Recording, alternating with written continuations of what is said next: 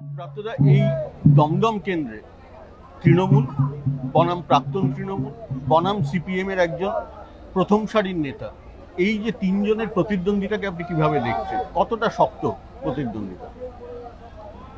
দেখুন, এই আপনি যদি দক্ষিণ মালদায় যান তাহলে প্রাক্তন সিপিএম, তৃণমূল, কংগ্রেস এবং প্রাক্তন কংগ্রেস। তো এইরকম নানা রকম প্রত্যেকের ক্ষেত্রে, এই রাজনীতির ক্ষেত্রে আপনি জানেন যে কোনো কিছু ধ্রুব নয়। এখন এই লড়াইয়ের ক্ষেত্রে প্রত্যেকের আলাদা আলাদা রাজনৈতিক পরিচয় আছে এবং প্রার্থীর থেকেও বড় কথা হচ্ছে সিম্বল। এখানে আমার প্রার্থী সৌগত রায় তৃণমূলের জোড়াফুল সিম্বলে লড়ছে। সেখানে আমরা জয়ের ব্যাপারে আশাবাদী নয়, আমরা জয়ের ব্যাপারে খুব নিশ্চিত। প্রাপ্তদা, আপনি এটা বললেন change is the only constant, তো তাহলে এখানে কি সেটা খাটে না? এখানে যে বারবার বারবার লোকের কি একটা ফেটিগ আসে না, বা চেঞ্জ চায় না? না, আমি বলছি যে সারা ভারতবর্ষ জুড়েই তো এরকম চেঞ্জ হচ্ছে।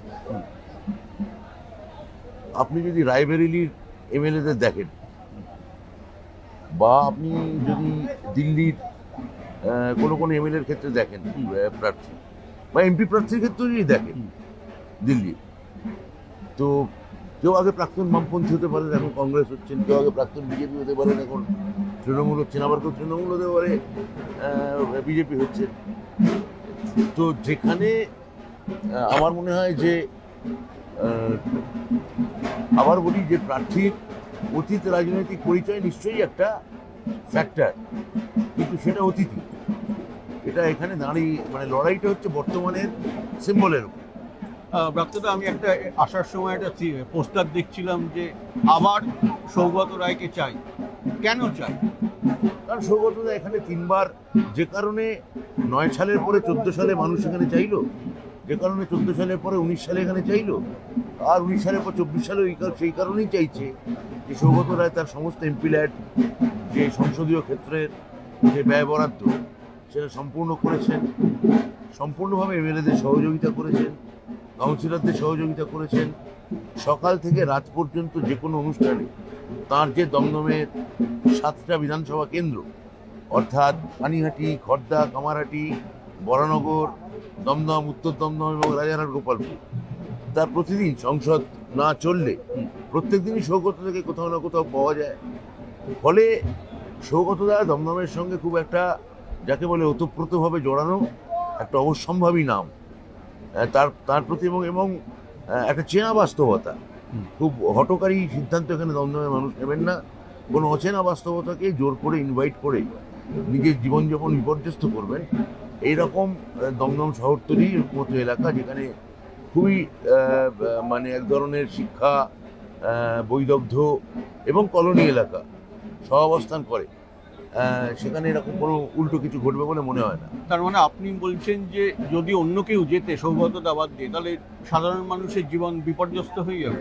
সাধারণ মানুষের জীবন বিপর্যস্ত শব্দটা হচ্ছে একটা ঝুঁকিবহুল শব্দ, বিপর্যস্তটা আপনার শব্দ, সেই শব্দ টালমাটাল হবে। এটা কিভাবে টালমাটাল হবে? তাই কিভাবে, সেটা তো সেই জন্য মানুষদেরই জিজ্ঞেস করতে হবে, এবং সেই জন্য মানুষরা যেতে যেটা চাইছেন না, ফলে সৌগতকে ভোট দেবেন। এটা কি একটু ঝুঁকিপূর্ণ হলো না? আমার মনে হয় না সৌগতদাই জিতছেন। আপনি প্রশ্ন করতেই পারেন, আপনার প্রশ্ন করা সবসময় অধিকার আছে, কিন্তু আমি তো আপনাকে বললাম যে 14 বা 19-এ যেভাবে সৌগত রায়ের পুনরাবৃত্তি ঘটেছে, এবারও তাই ঘটবে। প্রাপ্তদা, আমার একটা শেষ প্রশ্ন। আপনি একটা সংস্কৃতি জগতের মানুষ, আপনি একটা নাট্য ব্যক্তিত্ব, আপনি অভিনেতা, পরিচালক, সেই সঙ্গে রাজনীতিবিদ। এখন যে রাজনীতিটা চলছে, একজন সংস্কৃতি কর্মীর দৃষ্টি থেকে আপনি কিভাবে দেখেন? আমার মনে হয় যে এখন এর সঙ্গে এই এই সংস্কৃতি বা ইত্যাদি বিষয়গুলো 5 বছর বা 7 বছর আগেও যেভাবে বোঝা হতো, এখন সেভাবে বোঝা হয় না। এখন সংস্কৃতিও রাজনীতির অঙ্গ হয়ে গেছে। মানে পুরো ব্যাপারটাই ভার্চুয়াল পৃথিবী চলে আসার পর আমাদের দেশে মানে এক ধরনের সার্বত্রিক রাজনীতিকরণ ঘটেছে। হ্যাঁ, মানে আমার মনে হয় যে এমনকি যে টেলিভিশন টক শোগুলোও ধরুন যখন হয় তখনও আসলে ওখানে বসে শাশুড়ি দেওর মানে সিরিয়ালেরই এক ধরনের পুনরাবৃত্তি হয় যে শাশুড়ির সঙ্গে হয়তো বৌমা ঝগড়া হচ্ছে বা যৌথ পরিবার কেন ভেঙে যাচ্ছে এই নিয়ে যে সিরিয়াল দৈনন্দিন সিরিয়ালগুলোর যে কন্টেন্ট সেটা প্রায় রাজনৈতিক টক শোগুলো গ্র্যাব করে নিয়েছে এবং মানে সমাজ এখন প্রধানত নানা রকম মিডিয়া দ্বারা চালিত এবং রাজনীতিকরণই ঘটছে এই কারণে যে সংস্কৃতি নিয়ে কথা বলা বা অন্য কোনো বিষয় নিয়ে কথা বলা তার একটা চর্চা সাপেক্ষ। সংস্কৃতি নিয়ে কথা একটা বই পড়তে হবে মিনিমাম, তার জন্য একটা সময় দিতে হবে, তার জন্য একটা ধ্যান লাগবে, বা একটা যদি কেউ যদি গান গাইতে যায় ক্লাসিক্যাল গান বা থিয়েটার করতে চায় তার জন্য একটা চর্চার অনুশীলনের প্রয়োজন আছে। কিন্তু রাজনীতি নিয়ে যে কোনো সেগুলো কথা বলে দিতে পারে, আমি অমুককে চাই না তমুককে চাই এবং কেন চাই না। রাজনীতি নিয়ে কথা বলা হচ্ছে তার জন্য কোনো ট্রেনিং লাগে না, কোনো স্কিল লাগে না এবং সেটা সংবাদ মাধ্যম তার অনেকাংশের ক্ষেত্রে সাংবাদিকদের ক্ষেত্রে অনেকাংশে রাজনীতিবিদদের ক্ষেত্রে বহু জায়গার ক্ষেত্রেই আমার মনে হয় যে এর প্রতিফলন ঘটছে। ব্রাত্য এবার আমার একদম শেষ প্রশ্ন, এটা একটাই প্রশ্ন যেটা আমি যেহেতু দিল্লিতে থাকি বারবার ওখানে শুনতে হয়, পশ্চিমবঙ্গ ভোটের সময় অশান্ত কেন হয়? এবার তো খুব একটা অশান্ত হয়নি, এবার 6 দফা মোটের ওপর নির্বিঘ্ন হয়েছে। একমাত্র নন্দীগ্রামে ভোটের দুদিন আগে একটি ঘটনা অনভিপ্রেত ঘটনা ঘটে, কিন্তু তার পেছনে যত না রাজনীতি আছে হয়তো পারিবারিক বিবাদও সেখানে একটা ক্রিয়াশীল, কিন্তু এবার প্রায় নির্বিঘ্ন এবং শান্তিপূর্ণ ভোটই হয়েছে বলা চলে, অন্তত আপনি যদি একটা গত কিছু নির্বাচনের সঙ্গে তুলনা করেন। এবং পশ্চিমবঙ্গ বরাবরই খুব রাজনৈতিক সচেতন জায়গা। এখন আপনি এই প্রশ্ন তুলতে পারেন না যে বাংলায় কেন বিপ্লবীরা বেশি খুন করে সাহেবদের আর গুজরাট কেন করেই না, গুজরাটে কেন কোনো শহীদ হয় না।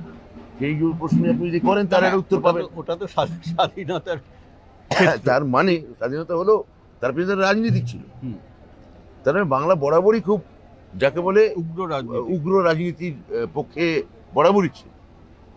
অনেক ধন্যবাদ ব্রাত্যদা DW's সঙ্গে কথা বলার জন্য।